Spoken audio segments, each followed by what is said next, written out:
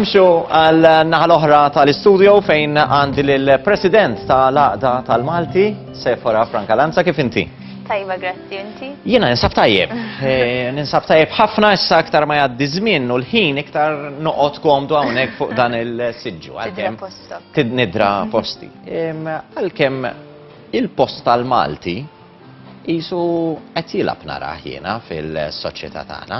Kien hemm żmien li laqas kien hawn post il-Malti għaliex kellek it-Taljan u l-Ingliż. Ma dejjem żamm postu. Issa? Issa hemm ħafna li jgħidu li ma ċaw postu fis-soċjetà tal-lum li forsi għaliex għandna bżonnu. Però ma naqbilx magħhom. Il-Malti għadu b'saħħtu. Forsi m'għadux mitkellem minn kulħadd daqshekk, daqs kemm kien fil-passat, għax issa għandna aktar social media, għandna daw il-mezzi li bihom nkunu aktar esposti għall-Ingliż u lingwi oħra. Imma l-Malti xorta nemmen li għandu postu fis-soċjetà, per eżempju jekk ħatmur, eżempju tipiku jekk ħatmur għand tal-ħaxix, jekk ħatmur għand l-ispiżjar, ħatkellimhom bil-Malti ħafna drabi, ġifieri.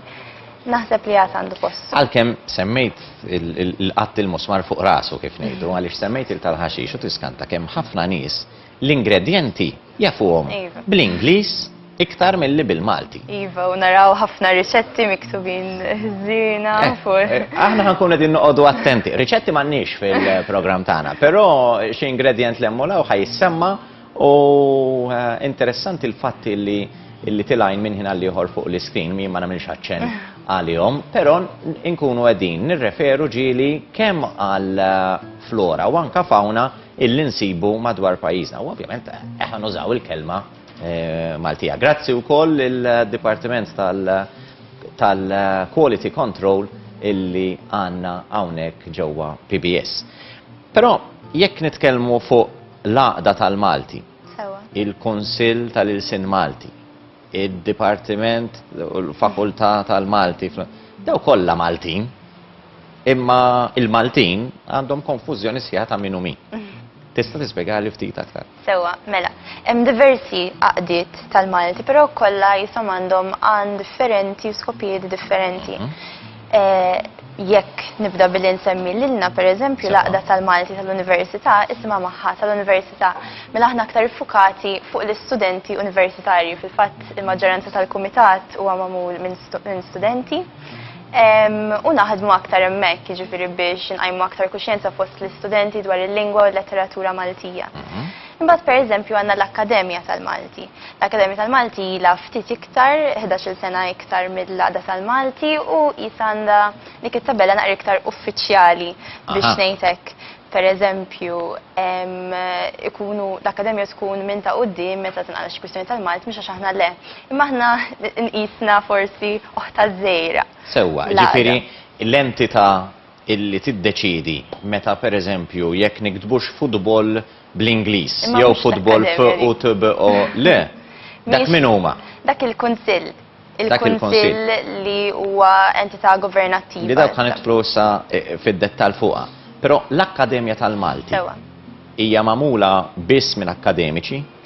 Le, hemm kittieba fiha xorta forsi tista' tqishom akkademiċi, però mhumiex letturi biss, hemm kittieba, hemm min għandu għall-qalbu l-Malti u jaħdem ħafna favur il-Malti volontarjament, imma mhuwiex akademiku fis-sens stress tal-kelma eżattament. Semmejt id-Dipartiment tal-Malti wkoll dak huwa magħmul mill-letturi tal-Malti fl-Università, jiġifieri li kienu jgħalmu lil tal-Għaqda tal-Malti normalment. Iva. Mbagħad hemm għaqdiet oħra, pereżempju l-Għaqda Poeti Maltin li ovvjament il-ċentru tagħhom hija l-poeżija. Eżatt. Mbagħad hemm l-Għaqda Qarrija tal-Provi wkoll tal-Malti, tal-Qarrija tal-Provi sintendi, però minkejja li daqsxejn differenti u qegħdin foqsma kemm xejn differenti ma fl-istess qasam kbir, xorta naħdmu ħafna flimkien. Pereżempju, ikkollaborajna fil-jum l-Sin Malti, li mill-lingwa materna, fej rajna xi siltiet differenti, għandna nikkoordinaw kollox. Għandna xi ritratti dwar dan, li ħankunu qegħdin narawhom minn ħin għal ieħor x'ġar eżatt. F'dak il-każ dik kienet attività organizzata mill-Uffiċċju tal-President li sejħet il-Laqdiet kollha tal-Malti biex nikkollaboraw fuq di l-inizjattiva ħalli nagħmlu ċelebrazzjoni tal-Malti bażikament. Eżatt dik jiena. Hawnhekk qiegħda tindirizza. Ekku, l-udjenza kont qiegħda naqra kitba tal-Professur Manuel Mifsud, niftakar, fuq il-Malti fil-fatt kienet. Illi l-Profs Manuel Mifsud ħajkun wieħed minn nies ukoll illi se jkun qiegħed jibdi lil-ġimgħa. Għaliex ta' kull ġimgħa li ħankunu qegħdin nagħmlu huwa illi f'din is-sezzjoni nidħlu fuq oqsma differenti tal-Malti, ġifieri minn espressjonijiet illi nużaw għal fonoloġija wkoll, ġifieri kif tinstema' il-kelma x'il-pronunzja hija kruċjali, u nidħlu anke fuq il-morfoloġija, ġifieri il-mod kif il-kelma żviluppat u kif tinqaleb ukoll. Forse ħafna minnkom għadhom jiftakru l-forum illi min jaf kemm kienu jġelulkom issallu. Imma dawk naraw kif wieħed ikun jista' jagħmilhom b'mod aktar faċli. Interessanti illi issib min, di ma nistax nifhem għadni jiena, issib ħafna min jgħidlek il-Malti tqil. Però mbagħad kull min jgħidlek hekk juża l-Malti. Jien nara anomalija fi għadi. Kieku tqil qasduża. Kemm il-darba smajta. Ma nafx għaliex nqisuh daqshekk tqil fis-sens fil-verità la nikbru, nitkellmuh u mrawmin fih m'hemmx raġuni li nifhimha ħanitek. Jiena narah bħala il-sien ġifieri jekk jien jogħġbuni l-lingwi. U għalija l-sien huwa mezz ta' komunikazzjoni u kif wieħed ħajkun jagħtu ukoll jesprimi ċertu ħsibijiet illi għandu. Il-Malti narah loġiku ħafna. Ġifieri inti għandek il-forum u jekk ħadd tagħmel hekk timxi magħhom. B'mod loġiku, biħsieb. Narah diffiċli jiena li taqbad kelma bl-Ingliż pereżempju u tika bil-fors hekk, m'hemmx ħsieb warajha li hemm għaliex wirtuha matul iż-żmien. Imma interessanti li d-dinja kollha ssib l-Ingliż bħala l-iktar wieħed. Ma nistax nifhem. Jiena naħseb li problema li għandna fil-Malti mhux problema stax iktar nuqqas forsi li m'għandniex biżejjed riżorsi online, mezzi soċjali, dawn l-affarijiet li bħalissa it-tfal jikbru bihom. Allura huma dejjem esposti għall-Ingliż u l-Malti minn dak l-aspett huwa daqsxejn nieqes. Jiġifieri l-fatt li f'ċertu oqsma għadna jisna lura maħniex qed niżviluppaw biżejjed, dik tpoġġina kemm xejn f'punt ta' żvantaġġ. Eżatt, hemm tentattivi, ġifieri ma ngħidx li maħniex qegħdin hemmhekk, ġifieri paġni fuq Facebook nagħmlu mod hemm bil-Malti u qajma ħafna kuxjenza. Illum il-ġurnata anke għandek it-tinajn ukoll, ġifieri sa bil-Malti tiġi t-disa. T-disa. Illi biex niftehmu qed ngħidu aħna l-mobile meta inti tkun qed tuża il-karattri Maltin jitilgħulek ukoll, ġifieri ftit għandna. Imma ma naħsibx li huma aċċessibbli daqstant. Forsi hekk iva forsi hemm bżonn li n-nies ikunu jafu dwarhom aktar.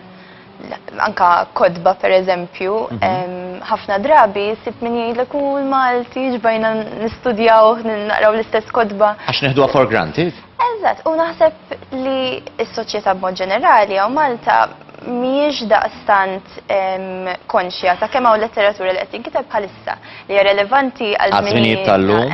Eżatt.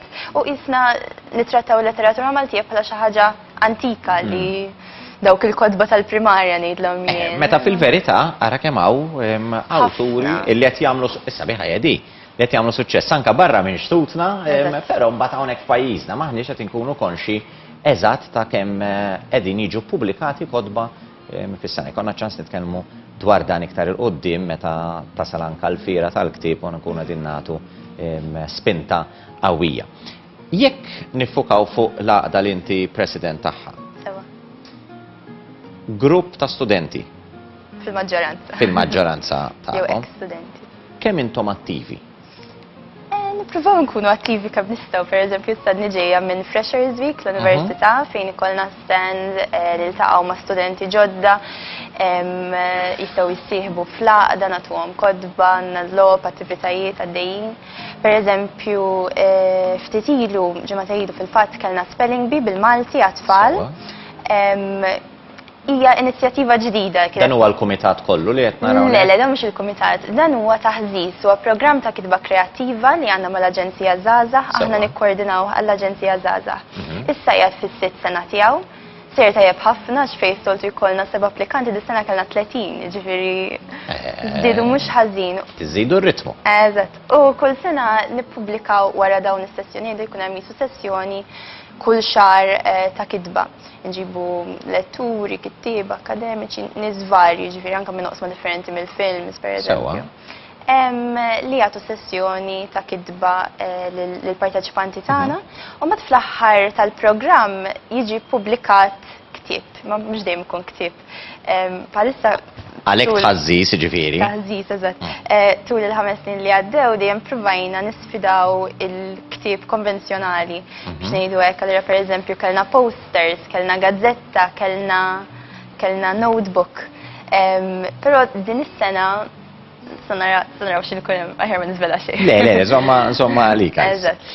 Fil-sezzjoni tagħna hawnhekk Malti Pur, x'sar inkunu qegħdin nagħmlu eżatt ġifieri? Se nkunu qegħdin niddiskutu aspetti differenti tal-Malti kif bdejt issemmin il-fonoloġija, l-morfoloġija post il-Malti fis-soċjetà tal-lum għadu relevanti madux in-nies kif iqisuh. U anka nagħtu ftit sfond tal dawn l-għaqdiet li jeżistu li forsi mhux kulħadd huwa konxju tagħhom. Eżatt. Ħafna naf li gergru fuq il-mod kif il-Malti nkiteb, anka fuq il-mezzi tax-xandir, illi forsi uħut minna l-preżentaturi ġili ninxfu mill-vokabularju u allura nibdew nsibu refuġju aktar fi kliem Ingliż. U għandek min jgħidlek li ġustifikom, għax għandek min jgħidlek isma' l-aqwa li tikkomunika. Inti x'tikkommenta dwar dan? Ma naqbilx kompletament. Fis-sens naħseb li l-Malti jaqdina biex nikkomunikaw, mhux jaqdina jmur lil minn hekk, forsi aħna xi kultant forsi nitażnu xi ftit u għax tiġina kelma bl-Ingliż ħax kif bdejt ngħid esposti forsi naqri iktar għalih. Naqbdu u nużaw il-kelma Ingliża. Imma għaliex m'għandniex mmorru għall-kelma Maltija, għaliex m'għandniex nibqgħu naħsbu anke jien nafsu tikteb xi ħaġa, għaliex m'għandekx tibqa' taħseb tipprova ssib kelma Maltija, naturalment. Meta nikdbu, il-problema hija li wieħed isib diffikultà fejn ipoġġi lajn, fejn ipoġġi l-qiegħu, jekk għandi xakka jew le, jew jekk hux doppja jew mhijiex. Dawk ħafna mill-iżbal li wieħed jara u ħafna mill-isfidi li wieħed jgħid u għarem ħaniktiba bl-Ingliż. U dik tiġri ta' spiss. Hawn ħankun qegħdin nipprattikawha. Sewa, u illum il-ġurnata qed tiġi indirizzata ħafna iktar dil-problema ta' ortografija, pereżempju, jekk wieħed iżur is-sit tal-Kunsill Nazzjonali tal-Ilsien Malti, hemm ħafna mistoqsija u tweġiba dwar problemi komuni li niltaqgħu magħhom aħna u nikdbu pereżempju, ma dik kif tinkiteb hekk u mhux hekk. U issib it-tweġiba spjegata b'mod kli ġifieri fihimha kulħadd. U anka online, anka jekk tara xi paġni fuq Facebook pereżempju, ikollok ħafna tarif qasirek li jgħinek tifhem aktar. Li dawk il-paġni qed jagħmlu ġid kbir għal ħafna. Mhux biss għal dawk il-ġenituri illi jkunu qegħdin jigwidaw lil uliedhom issa li rritornajna għall-iskola, imma biex nikkomunikaw. Għaliex ngħiduha kif inhi persuna li mhix kapaċi tikkomunika, alla ħadd esprimi lilha nnifisha. U anke l-mod kif wieħed jikkomunika qed jagħti timbru tiegħu innifsu. Allura dejjem jagħmel tajjeb illi nużaw l-ilsien il-lingwa tagħna b'mod sew. Għalkemm qishom iż-żmien dejjem ma nafx għalli ma raġuni li tfal naraw kif nużawlhom kliem iktar bl-Ingliż. Qisu l-Malti għax dejjem naħseb illi huwa tqil ma nafx jiena. Għaw din il-mentalità kif qed tgħid inti li u le mhux l-Ingliż għandhom bżonn il-qudiem meta jiġu għal xogħol, eċetera. Ma fil-fema tiegħi hija mentalità żbaljata għax jekk jietaw Malta, l-Malti għandek bżonn u anke ma rridx ninsema patriotika wisq imma. Mhix kwistjoni ta' patriottiżmu, ma kważi jien anke meta tisma' lil xi ħadd pereżempju, tkun qed jitkellem bil-Malti. Mbagħad idur fuq it-tifla ċkejkna u jgħidilha ġibtu shoes. Għanna zarbun. Ġifiri, għalfej metti li ġibit iż-żarbun, jew trid sweets, għax metti li xtrit il-ħelu. Xi kultant ikun hemm. Nara tidher redikola jien. Naqbel miegħek, però nifhimhom daqsxejn. Ma fil-verità jkunu qegħdin jiggustaw il-dak li jkun. U xi kultant naħseb ikun hemm il-kwistjoni wkoll nafa x'ġieli tiġrili ma' tfalina stess. Pereżempju, it-tfal tant huma mdorin jaraw cartoons l-Ingliż u hekk. Allura tgħid mela ħajfmuni aktar jekk ħanejdilhom hekk.